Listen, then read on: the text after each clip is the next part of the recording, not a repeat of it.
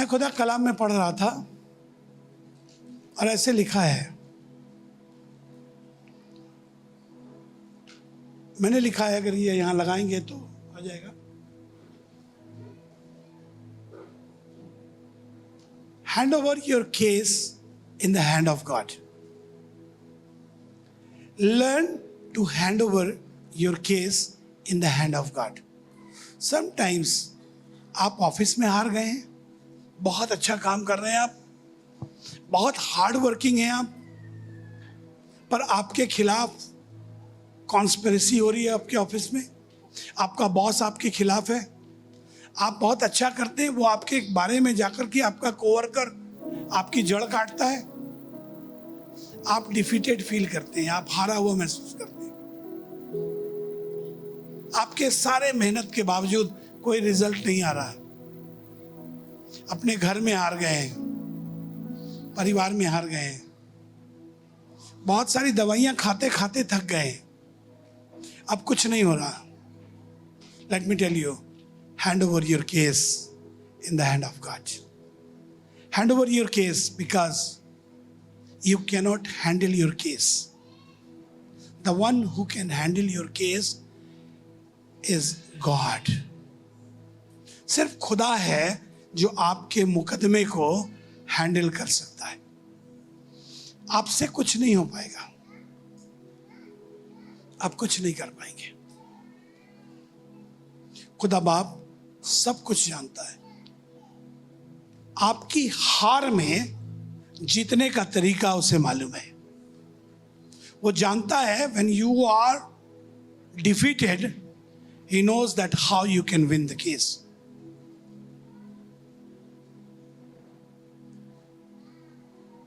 पहला पत्रस का दूसरा अध्याय और उसकी 23वीं आयत निकालें। First Peter second chapter and verse 23. What it says? It's talking about Jesus Christ. कई बार आपको लगता है ना, आपकी दुआ करने से आपकी मुसीबतें टल जाएंगी, लेकिन नहीं, दुआ करने से कई बार आपकी मुसीबतें टलेंगी नहीं, because God has a different plan. खुदा बाप के पास फर्क किस्म की योजनाएं हैं। यीशु मसीह से जो मैं और आप सीख सकते हैं वो खुदा के कलाम में ऐसे लिखा है, वो दूसरा अध्याय उसकी 23वीं आयत। वो गाली सुनकर गाली नहीं देता था, हाँ, और दुख उठाकर किसी को भी धमकी नहीं देता था, हाँ, पर अपने आप को सच्चे न्याय के हाथ में That सौंपता means था। he was also suffering the same situation. वो ऐसी सिचुएशन में जाता था जहां गालियां होती थी, ऐसी सिचुएशन में जाता था जहां दुख उठाना पड़ता था। यीशु मसीह को दुख उठाना नहीं पड़ा, ऐसा कहीं नहीं लिखा। यीशु मसीह को गालियां नहीं दी गई, ऐसा कहीं नहीं लिखा। वो फिर से पढ़ो बेटा। हाँ, वो गाली सुनकर गाली नहीं वो देता गाली सुनकर गाली नहीं देता था, मीन्स गाली सुनता तो था। वो गाली सुनकर गाली नहीं देता था, हाँ, और दुख उठाकर किसी को भी धमकी नहीं और देता था, दुख उठाकर किसी को धमकी नहीं देता था, पर अपने आप को हाँ, सच्चे न्याय के हाथ में सौंपता था। वो अपने आप को क्या करता था? अपने आप को सच्चे न्याय के हाथ में सौंपता था। In the English it says like this, he did not retaliate when he was insulted, nor threaten revenge when he suffered. He left his case in the hand of God, who always judges fairly. Giving your case in the hand of God, who always judges fairly. मेरे साथ बोलिए सच्चा न्याय। जोर से बोलिए सच्चा न्याय। The one, मेरे साथ बोलिए the one who judges fairly. He is not unfair judge. वो अन्याय नहीं करता, वो घूस लेकर के फैसले नहीं बदल देता, वो किसी का पक्षपात नहीं करता, पर वो सब कुछ ठीक ठीक करता है। वो चीज़ों को अपने अकॉर्डिंगली बदलता है। वो गाली सुनकर यीशु मसीह रिटेलिएट नहीं करता था। When you are going in such a situation, don't worry about anything. The things are out of your control. आपके बर्दाश्त से बाहर है। कुछ समझ में नहीं आ रहा, सर फोड़ लें, चौथे माले से कूद जाएं, गाड़ी ले जाकर के किसी में भिड़ा दें, कुछ नहीं समझ में आ रहा क्या करें। जब कुछ समझ में ना आए तो उसके पास जाओ जिसने पूरा प्रोग्राम बनाया है। जब आपके पास सब कुछ आ गया, जब आप खाना बनाते हैं ना, खाना बनाने के लिए अपने घर में बड़ा फंक्शन कर रहे हैं, ब्याह हो रहा है आपके घर में, तो ब्याह के दिन हलवाई ने आपको पूरा सामान लिखवाया है, चावल ले आना, मीट ले आना, मसाले ले आना, हल्दी ले आना, दही ले आना। तो आपको लगता है सब कुछ लाने के बाद अब करें क्या, कुछ समझ में तो आ नहीं रहा, सब सामान तो आ गया, करें क्या। अरे कुछ मत करो, हलवाई के हाथ में सौंप दो, उसको पता है कब कौन कौन सी चीज़ कैसे कैसे डालनी है। जब वो बना कर निकालेगा तो एक लजीज डिश बन करके सामने आएगी, एक बहुत ही अच्छा खाना आपके सामने परोस देगा वो, क्योंकि उसने प्लान किया है, इसीलिए उसने मंगवाया है। आसमान के खुदा के हाथों में अपने आप को सौंपना is very important. It says, put your life in the hand of God. अपनी जिंदगी को खुदा के हाथों में सौंपो। अपनी जिंदगी को put your life in the hand of God. अभी तो मैंने अपने हाथ में पकड़ा हुआ है, इसलिए गड़बड़ हो रही है, सब कुछ गलत सलत उल्टा पुल्टा सब हुए जा रहा है, क्योंकि मैं अपने अकॉर्डिंगली करना मांग रहा हूं। नहीं, खुदा बाप का डिजाइन कुछ और है, उसका प्लान कुछ और है। शायद उसने मेरी जिंदगी के लिए प्लान ये किया है कि मैं पहले दुख की भट्टी में जाऊं, वहां उस जलती हुई भट्टी में बहुत तपाया जाऊं, और तब करके फिर मैं बहुत स्ट्रांग आयरन बन करके निकलूं। आपको मालूम है ना, आयरन ऐसे स्ट्रांग किया जाता है, उसे आग में पकाया जाता है, फिर निकाला जाता है, और ये ठंडा गर्म करने के प्रोसेस से उसको हार्ड किया जाता है। God is hardening you for some special cause. If he is treating you with some different difficult situation, it's just because of his plan. Hand over your life in the hand of God, he will do something better.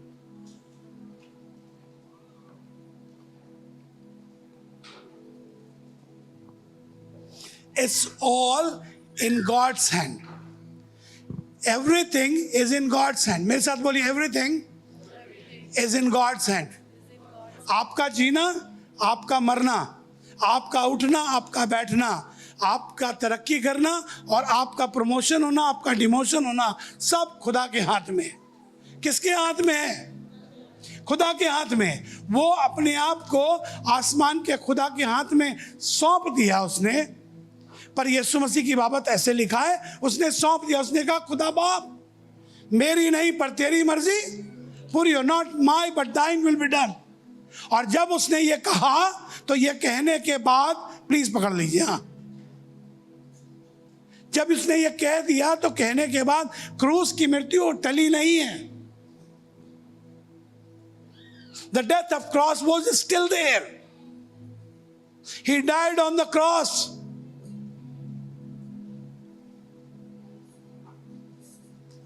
He was not slept on the bed of roses. फूलों की says पे नहीं सोया उसके बाद जाकर, उसके बाद क्रूस की मृत्यु ही सही है उसने। But it was in the plan of God. And then God gave him the name which is above all names. तब आसमान के खुदा ने उसको वो नाम दिया जो सब नामों में सर्वश्रेष्ठ है। यह श्रेष्ठ नाम तुमको तब मिलता है जब तुम आसमान के खुदा के हाथ में होते हो। When you submit your case in the hand of God. कितने लोगों ने कभी कोर्ट केस देखा है? Have you been to the court? बहस करते हुए वकील को देखा है आपने? फिल्मों में देखा है ना?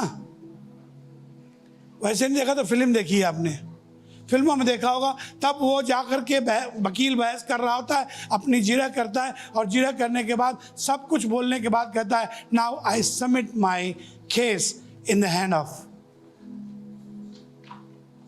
Your highness, your honour. तब वो कहता है, मैं आपके हाथ में अपना मुकदमा, अब सब बहस करने के बाद भी आप ही के हाथ में सौंप दिया, because only you can do that. Your problem nobody can solve, but only God can. मैं चाहता हूं एक आयत निकालिए, परमेश्वर के वचन पढ़िए निकाल कर। आपने बहुत बार इसे पढ़ा है, आप में से बहुत से लोगों को याद है, पर मैं चाहता हूं आज दोबारा से पढ़वाना आपको। याद है ना आपको? बहुत से लोगों को रटी हुई है ना, जो कल्पनाएं मैं तेरे विषय में करता हूं उन्हें मैं जानता हूं, वो हानि की नहीं वरन लाभ ही की हैं, और अंत में तेरी आशा पूरी करूंगा। पर सुनिएगा, इसको पढ़िए। क्योंकि यहोवा की ये वाणी है, यहोवा की ये वाणी है कि जो कल्पनाएं मैं तुम्हारे विषय करता हूँ, जो कल्पनाएं, the plan which I have for you, I know it. हाँ, उन्हें मैं जानता हूँ। यस, वे हानि की नहीं, वो हानि की नहीं वरन कुशल ही की हैं। हाँ, और अंत में तुम्हारी आशा पूरी करूंगा। अच्छा लग रहा है ना?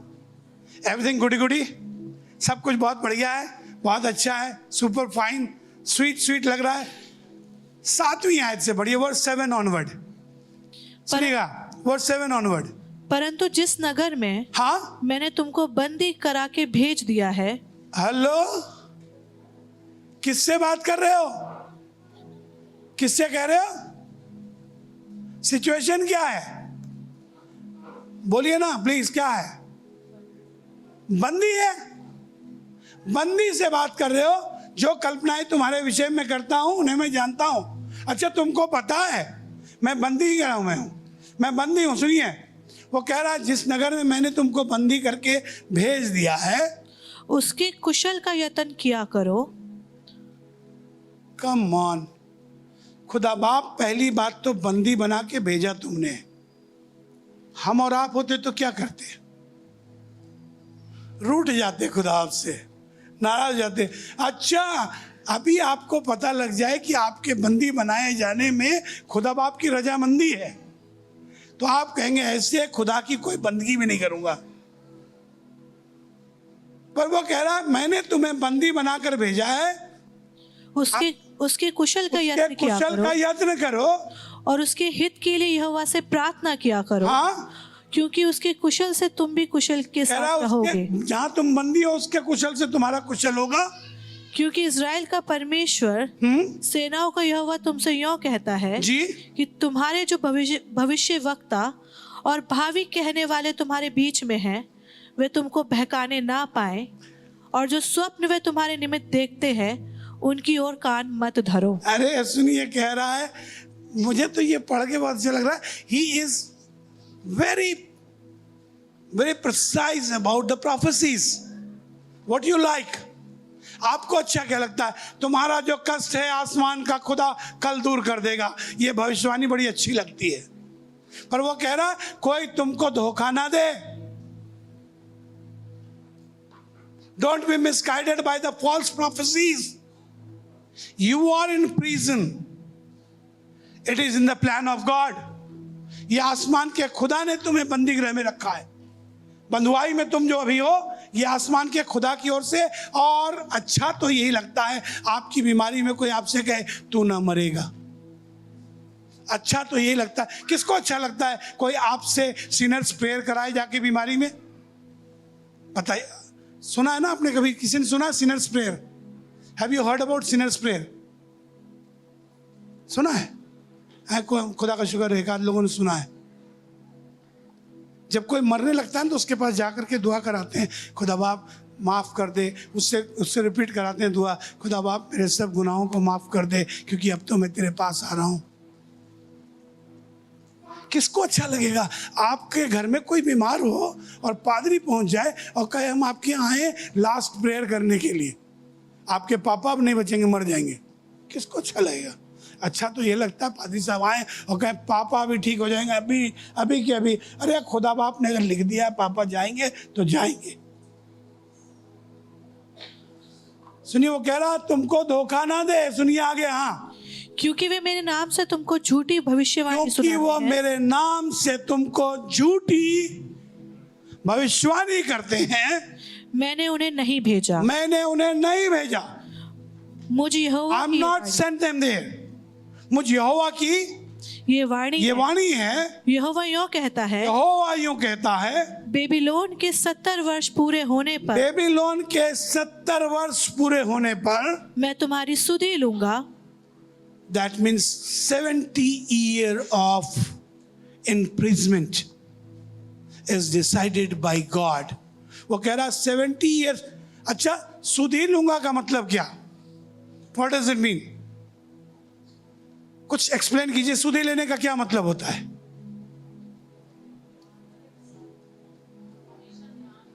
जोर से बोलिए ना थोड़ा सा। हाँ, समझ तो रहे हो, समझ तो तुम गए होगे पर बताना नहीं मांग रहे हो। कह रहा 70 साल के बाद तुम्हारा ख्याल करूंगा, तुम्हारा ख्याल, I will take care of you after 70 years। What 70 years? Even you are not going to take care of me. सुधि भी नहीं लोगे 70 साल में। कह रहा जब 70 साल हो जाएगा तो मैं तुम्हारी सुधि लूंगा।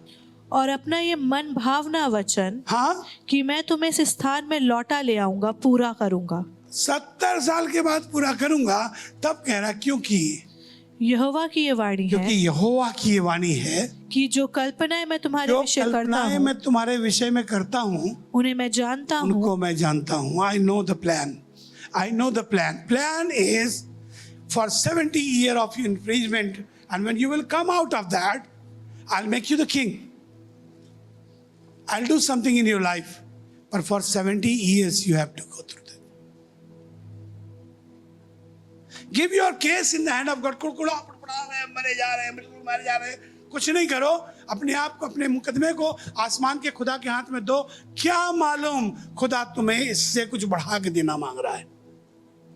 Who knows what plan God has for you? सुनिएगा, मैंने ऐसे लिखा है, कुछ एग्जाम्पल्स निकाले हैं मैंने जिसे मैं आपके साथ बांटना चाहता हूं।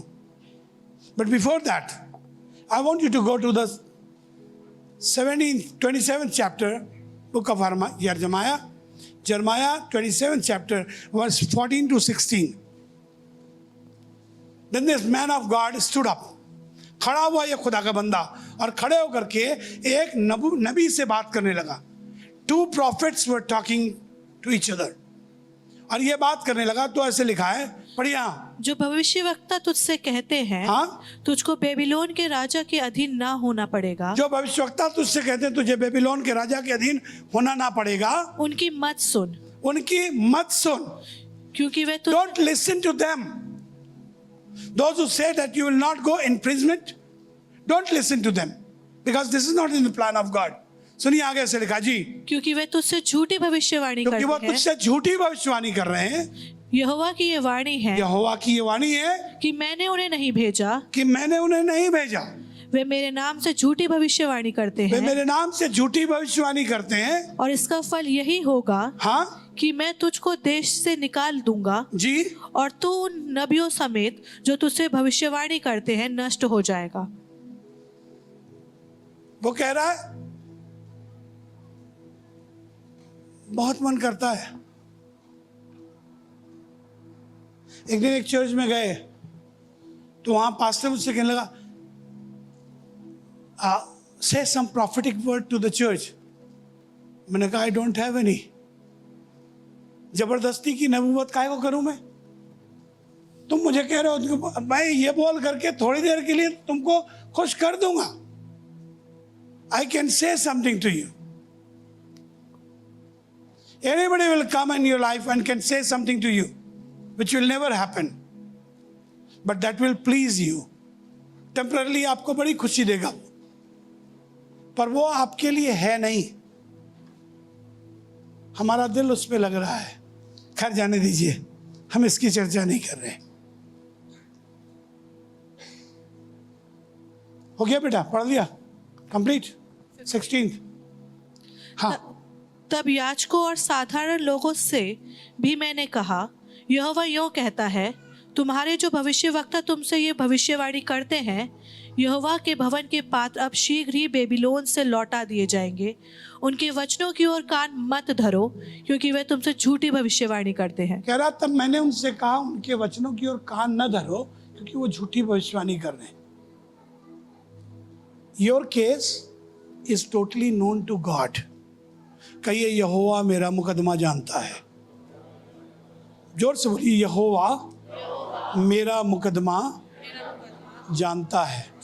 आपके घर के कलेश को खुदा से बेहतर कोई नहीं जानता। आपके ऑफिस में जो हो रहा है उसको आपकी बीवी नहीं जानती, आसमान का खुदा जानता है। बीवी आपके साथ साथ थोड़े गई थी, पर आसमान का खुदा तो साथ था।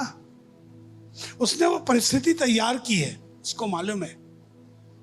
किसी और को मालूम हो ना हो, पर आसमान के खुदा को आपका मुकदमा मालूम है। आप कई बार बहुत समझ नहीं पाते, मैं क्या करूं, इनको दिल चीर के दिखाऊं अपना क्या? नहीं, आपको दिल चीर के दिखाने की जरूरत नहीं। आसमान का खुदा आपका दिल जानता है, उसको ऑलरेडी पता है। चीरने पे नहीं देखेगा, उसे मालूम है आपके साथ क्या कुछ हो रहा है। सुनिए, प्लान ऑफ गॉड समझाता हूं आपको थोड़ी देर में। मेरे साथ निकालिए डैनियल की किताब, book of Daniel, 3rd chapter. Book of Daniel 3rd chapter, verse 16 to 18 पढ़िएगा। ऐसे लिखा है, verses 16 to 18, 3rd chapter. It's talk about these 3 guys। इन 3 लोगों की कहानी है। इन तीनों का नाम आपको मालूम है। इनका नाम है शद्रक, मेशक और अबेदनगो। ये तीनों एक दिन राजा के पास ले जाए गए। मुकदमा हुआ है, इनके ऊपर कॉन्स्पिरेसी हुई है, ऐसे ही जैसे आपके जॉब में कॉन्स्पिरेसी हो रही है। इनके ऊपर कॉन्स्पिरेसी हुई है, ले जाए गए हैं। वहाँ पर एक मूर्ति खड़ी कराई गई है राजा की। कहा गया है, इसके आगे दंडवत करो, इसी को आराधना करना। जो इसकी आराधना नहीं करेगा उसको राजा दंड देगा। ये वहाँ पर पहुँचे हैं, इन्होंने मना कर दिया। इन्होंने कहा, हम नहीं करेंगे, हम नहीं करेंगे तुम्हारी मूर्ति की आराधना। तो किस्सा ऐसे लिखा हुआ है, 16वें पद से पढ़िए। शद्रक, मेशक और अबेदनगो शद्रक, मेशक, अबेदनगो ने राजा से कहा, हे नबूकदनेस्सर, हे नबूकदनेस्सर, इस विषय में तुझे उत्तर देने का हमें कुछ प्रयोजन नहीं। तू राजा है, you are honoured, I honour you, respect you, पर इस बारे में जिसके बारे में तुम मुझसे वाद विवाद कर रहे हो, इसके बारे में हमको तुमको कुछ कहना नहीं है। I don't want to answer you, I don't want to make any argument, I don't want to plead, I don't want to put my case in front of you. मैं अपना मुकदमा तुम्हारे सामने नहीं लाना मांगता हूँ, कुछ नहीं करना मांगता हूँ। सुनिए आगे से लिखा जी। हमारा परमेश्वर, हाँ, जिसकी हम उपासना करते हैं, हाँ, वो हमको उस धधकते हुए भट्टे की आग से बचाने की शक्ति रखता है जी, वरन हे राजा, वो हमें तेरे हाथ से भी छुड़ा सकता है जी, परंतु यदि नहीं, हाँ, तो हे राजा, तुझे मालूम हो कि हम लोग तेरे देवता की उपासना नहीं करेंगे। आपको मालूम है ओवरऑल सिनेरियो ये है, उसने कह ये दिया है कि मेरा मुकदमा तुम्हारे हाथ में नहीं है, तुमको अपने हिसाब से जो करना है कर लो, पर फाइनली मुझे मालूम है माई judgement is in the hand of my God, and my God is a righteous जज, ही जजेस फेयरली। वो बहुत सफाई से, बहुत अच्छे से हिसाब करता है। कुल बुलाने की आपको ज़रूरत नहीं है, आपको बहुत व्याकुल होने की ज़रूरत नहीं है। आपके मुकदमे में आसमान का खुदा आपको ऐसे निकालेगा कि आप समझ भी नहीं पाएंगे। हो सकता है आपको प्रॉब्लम दिखाई दे। I want to take you to another scripture. इसी चैप्टर में दूसरे स्क्रिप्चर पर लेके जाना मांगता हूँ। रिजल्ट क्या हो रहा है, रिजल्ट क्या होना मांग रहा है। शद्रक, मेशक, अबेदनगो आग के भट्टे में डाले गए कि नहीं? बताइए, आग के भट्टे में डाले गए कि नहीं? डाले गए ना दूध? हाँ, एंडी कह रहा डाले गए, डाले गए थे ना। पर आपको मालूम है डाले क्यों गए थे? What was the plan? डाले इसलिए गए थे कि इबादत नहीं करे थे ना, डाले जाने के पीछे खुदा बाप का प्लान आपको समझ में आएगा 3 अध्याय की 26वीं आयत में। 26वीं आयत से पढ़ी, 26 और 27वीं आयत पढ़े जी।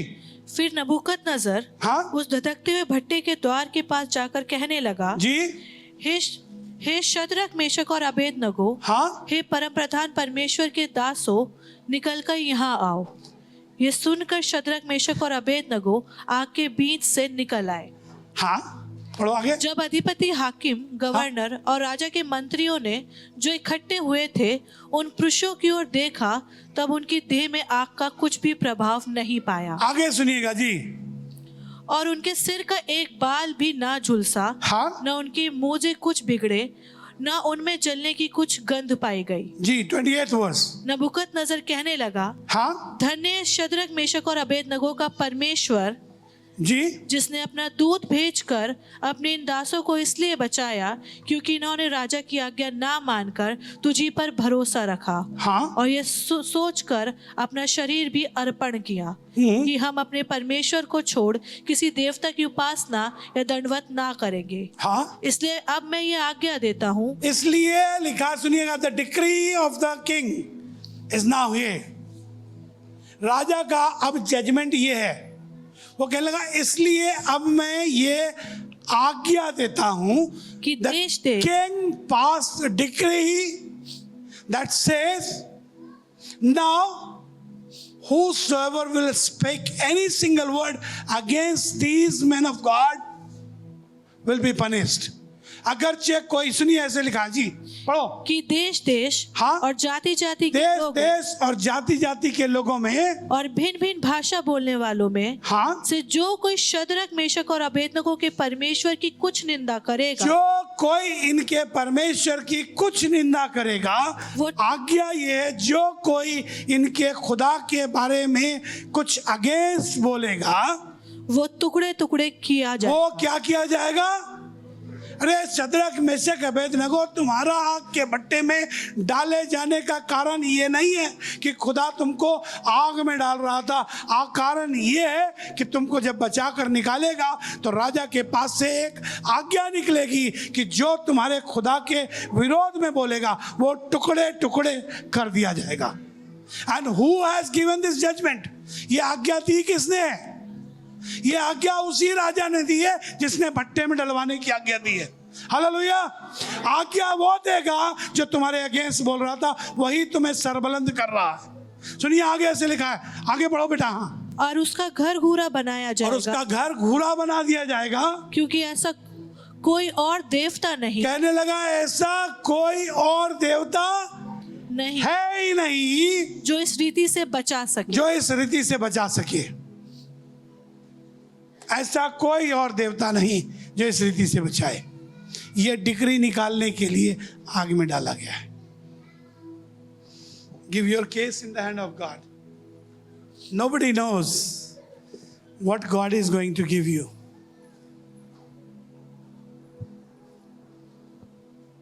इसी डैनियल की पुस्तक में डैनियल का किस्सा जब आप पढ़ते हैं, डैनियल शेरों की मांद में डाला गया। मैं चाहता हूं निकालिए और पढ़िए। शेरों की मांद में डाला गया, रुका नहीं ना? शेरों की मांद में डाला गया ना? शेरों की मांद टली नहीं ना? मुकदमा तो खुदा के हाथ में सौंप दिया उसने, पर शेरों की मांद बंद नहीं की गई, शेरों की मांद में डाला गया। He was thrown in the Dane of Lions. मेरे पूरे किंगडम में, मेरे पूरे राज्य में, हाँ, वहां के लोग हाँ, डैनियल के परमेश्वर के सम्मुख कांपते और थरथराते रहे। अरे कहने लगा वहां के लोग मेरे किंगडम में क्या करो? Is it not exciting? Exciting नहीं है आपको? मतलब बिल्कुल उत्साह से नहीं भर रहा। What the thing is, what the command is coming on, command is coming up. वो लोग जो डैनियल को उठा के शेरों की मांद में डलवा रहे थे, वहाँ के राजा ने कहा, अब ये कहा कि देखो जहाँ जहाँ मेरा किंगडम है, यहाँ के लोग डैनियल के खुदा के सामने क्या करें?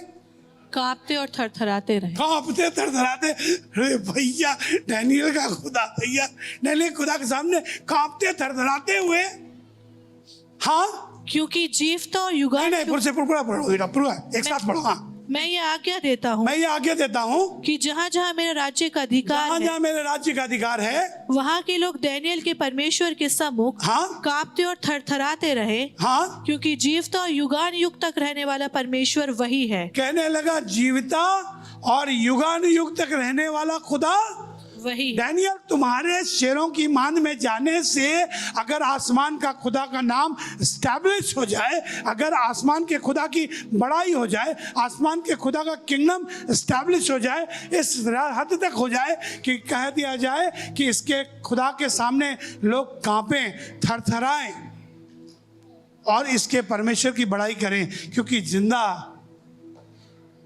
और हमेशा तक रहने वाला खुदा यही है। इससे बेहतर और क्या होगा? सुनिए, हाँ पढ़ो बेटा, कंप्लीट करो। उसका राज्य अविनाशी हाँ और उसकी प्रभुता सदा स्थिर रहेगी। हाँ जिसने दानियेल को सिंहों से बचाया है, वही बचाने और छुड़ाने वाला है, और स्वर्ग में और पृथ्वी पर चिन्हों और चमत्कारों का प्रकट करने वाला है। इस प्रकार दानियेल दारा और कुस्रू फारसी दोनों के राज्य के दिनों में वो सुख चैन से कह रहा। दिया गया कि इसका खुदा, इसके खुदा से बेहतर कोई और नहीं है। 16वां अध्याय ये act of apostles, act of apostles नए अध्याय में 16वें अध्याय में पहुंच जाइए। 16वां अध्याय प्रेरितों का काम, प्रेरितों के काम के 16वें अध्याय में आए। 16वें अध्याय में उसके 20 पद के बाद जब आप पढ़ेंगे तो आपको मालूम होगा, तब वहां ऐसे लिखा हुआ है, और उन्हें फौज पौलुस और सिलास जेल खाने में बंद किए गए।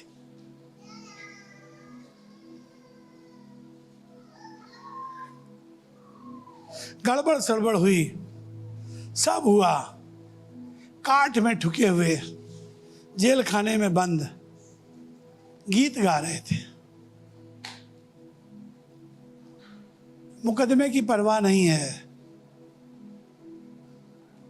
बंधुआई की परवाह नहीं है, but they were just praising God for what? सोचिए काहे बात के लिए गीत गा रहे थे।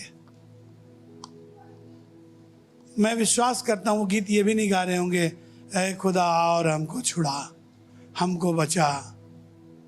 ये भी नहीं गा रहे होंगे, हमको बचाने को जान अपनी दी। वो तो गा रहे होंगे, thank you Jesus, thank you Jesus, thank you Jesus, thank you Jesus. काहे के लिए थैंक यू कर रहे हो यार? इस जेल खाने में, बंधुआई में, बंधुआई के लिए वो गीत गा रहे थे, बंधुए उनकी सुन रहे थे, लिखा खुदा कलाम में, और बंधन खुल गए। दे वर रिलीज। इनके जेल खाने का रिजल्ट मालूम करो। सुनो, इनके जेल खाने का रिजल्ट ये है, जब बंधन खुल गए तो जेल खाने का जेलर अपने आप को मार डालना चाहता था, तलवार उठाई मार डालेंगे। ये कहने लगे, रुक जाओ, अपने आप को कुछ हानि ना पहुंचाओ, हम यहां हैं, हम भागे नहीं हैं, we are very much here. तो जेल खाने का सूबेदार या जेलर आया और आकर उनसे कहने लगा, ऐ साहिबों, 25 पद से आगे पढ़ो बेटा, जल्दी जल्दी पढ़ो प्लीज, डू इट फास्ट। हाँ, यस, 25 आधी रात के लगभग पौलुस और सिलास प्रार्थना करते हुए गीत गा रहे थे। हाँ, और कैदी उनकी सुन रहे थे। हाँ? इतने में एकाएक बड़ा भूकंप आया, जी। यहाँ तक कि बंदीगृह की नींव हिल गई। हाँ? और तुरंत सब द्वार खुल गए और सबके बंधन खुल पड़े। दरोगा जाग उठा और बंदीगृह के द्वार खुले देखकर समझा कि कैदी भाग गए हैं, अतः उसने तलवार खींचकर अपने आप को मार डालना चाहा। हाँ? परंतु पौलुस ने ऊंचे शब्द से पुकार कर कहा, अपने आप को कुछ हानि ना पहुंचा, क्योंकि हम सब यही हैं। हाँ? तब वो दिया मंगवाकर भीतर लपका और कांपता हुआ पौलुस सिलास के आगे गिरा जी। और उन्हें बाहर लाकर कहा, हे सज्जनों, उद्धार पाने के लिए मैं क्या करूं? कोई आकर पूछ रहा है, सज्जनों, sirs, what shall I do? I want to receive salvation. उद्धार प्राप्त करना चाहता हूं, क्या करूं? Do you think it's a small thing? आपको लगता है छोटी सी बात है? जेलर के बारे में तो लिखा है, उसने आकर पूछा, बाकी कैदियों के बारे में लिखा नहीं है।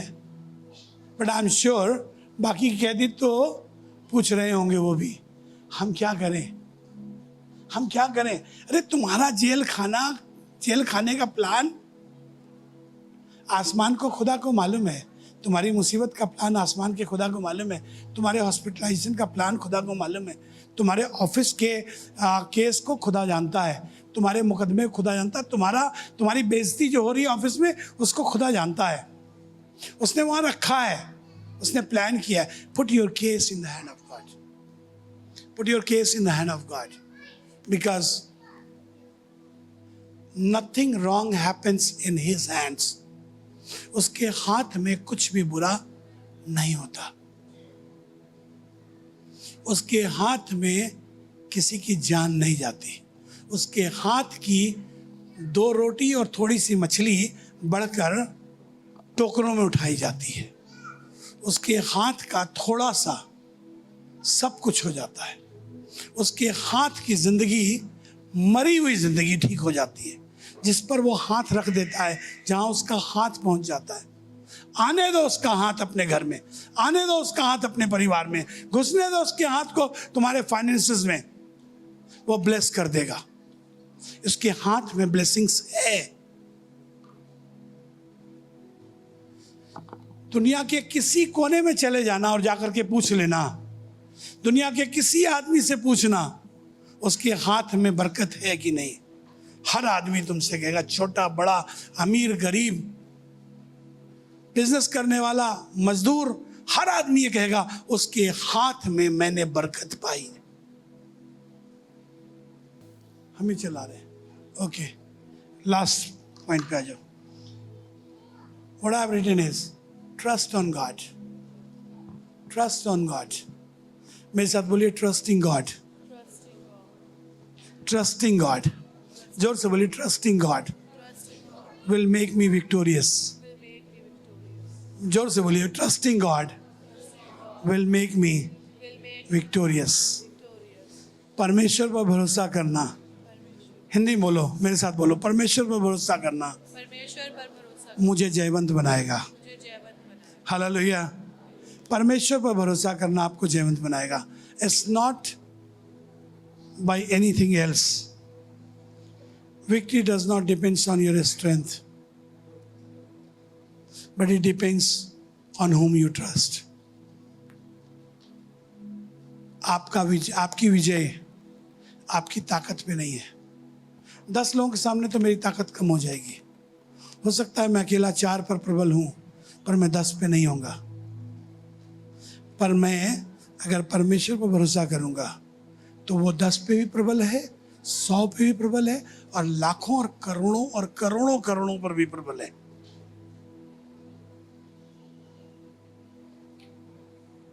Just say to God, fight for me lord. उससे कहिए, खुदा मेरे लिए तू लड़, खुदा बाप मेरा मुकदमा तू लड़। खुदा बाप तेरे पास है, हम में से हर एक के पास मुकदमे हैं। We have different situations, Father. In all of our situations, we know that we cannot win the cases.